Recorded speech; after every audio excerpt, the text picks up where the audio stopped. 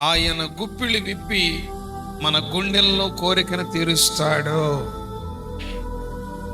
దేవుని బిడ్డలారా, ఒక కార్యము దేవుడు మనకు చేస్తాను అంటే మనం గుడ్డిగా నమ్మాలి. మనం గుడ్డిగా నా కళ్ళుండయ్యా, నాకు కనపడుతుందయ్యా, అది ఎట్టయ్యా అంటాం. మనం నాకు కనపడుతుందయ్యా, ఎట్ట జరుగుతుందయ్యా, నమ్ము.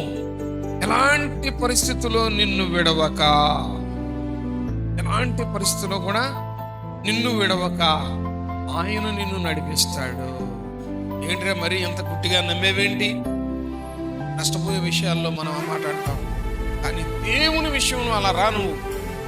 నిన్ను ఆయన నడిపిస్తాడు.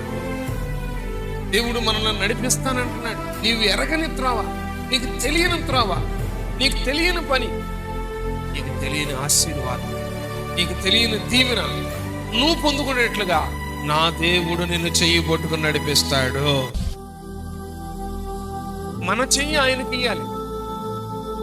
ఆయన చెయ్యి మనం పట్టుకున్నాం అనుకో, మనకు నచ్చితే పట్టుకుంటాం, నచ్చకపోతే వదిలేస్తాం.